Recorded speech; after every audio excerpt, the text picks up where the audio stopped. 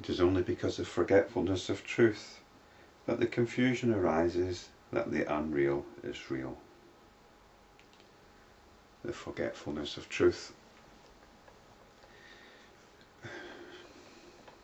Truth isn't a fact, it's not something that we have to believe and that we forget about. The truth is what is actually going on at this moment. And that's what we forget.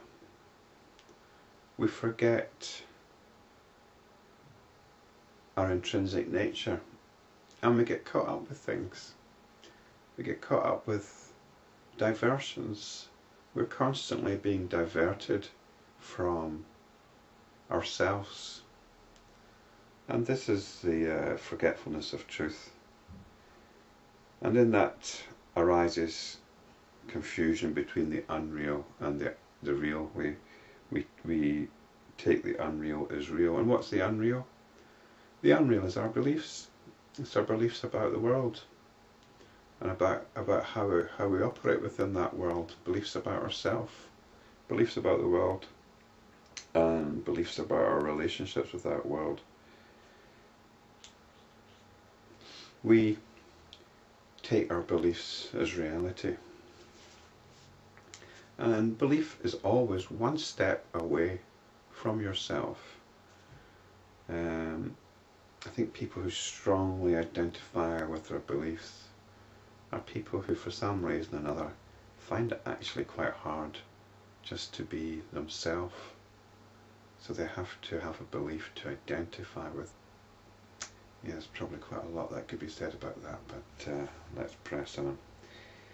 By the purification of the life force, prana, and by the knowledge of that which is beyond this prana, or life force, one gains knowledge of all that is to be known concerning the activities of the mind, as well as the basis for the succession of births.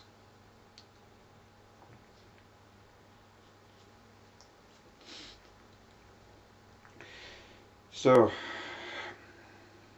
one gains knowledge of all that is to be known concerning the activities of the mind, as well as the basis for the succession of births. But this is what I mentioned last time about the nature of the enlightenment of the Buddha, and how the Buddha expressed that enlightenment in terms of knowledge of past lives.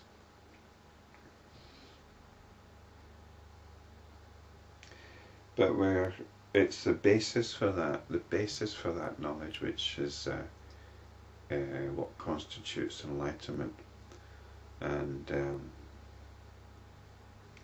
that is essentially awareness of the thought stream and the directions in which it's going in. Now we've got the introduction of this term life force, which the author, the translator in brackets, has said is prana.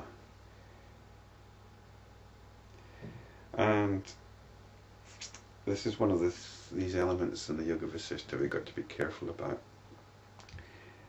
Some people are really into things like prana and chi and subtle energies and all that sort of thing. And, you know, fair enough.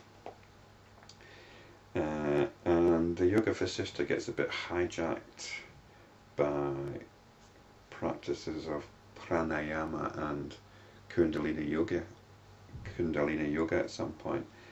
But at other times it's put into a very specific perspective, and I'll be covering that as we come across it. But this talk of prana is, we need to be careful it's not another belief that we're getting caught up in.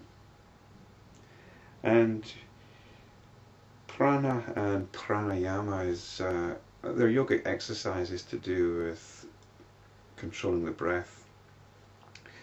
But I'm not going to understand it as that here. I'm not going to take it as that here. And I think there's sufficient justification within the Yoga Vasistha for not taking it as that here.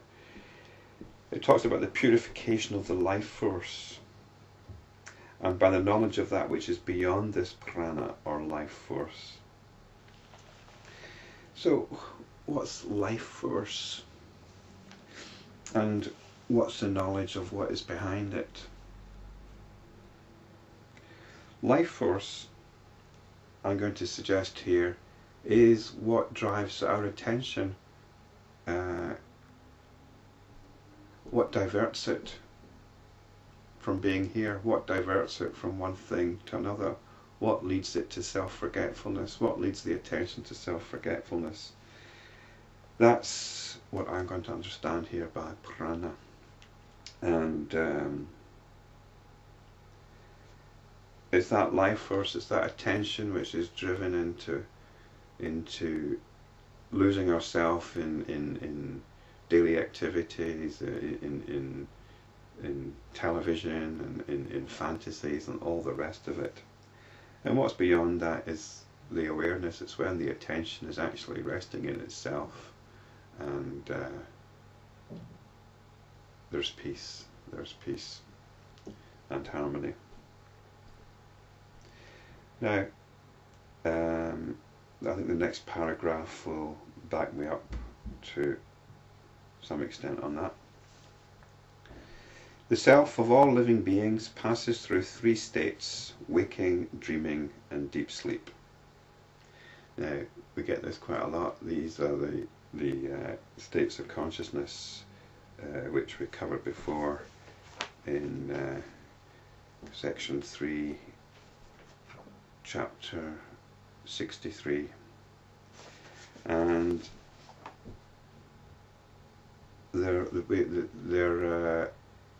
they can be understood literally, or they can be understood figuratively.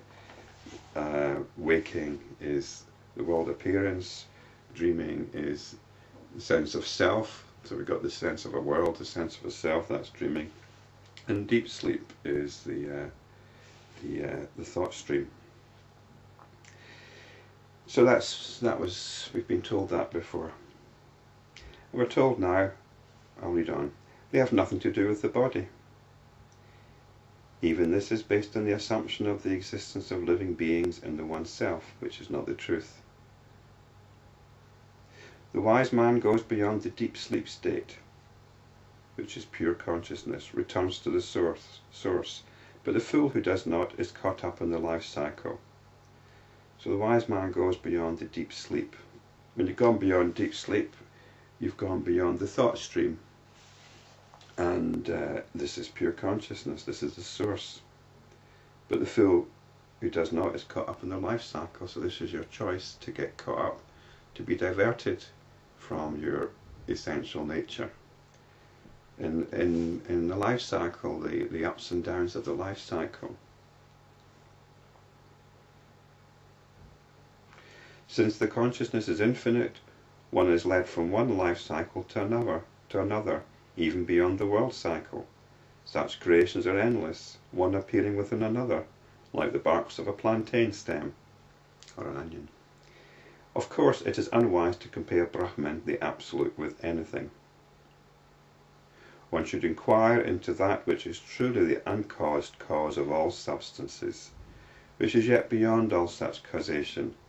This alone is worth inquiring into, for this alone is the essential. Why inquire into the non-essential? In other words, let's get straight to the heart of the matter. And the heart of the matter is what is happening right now in your awareness. What is the nature of your awareness? Where is your attention? What is the nature of your attention? This is what we can inquire into by looking directly at it, because this is what we can do.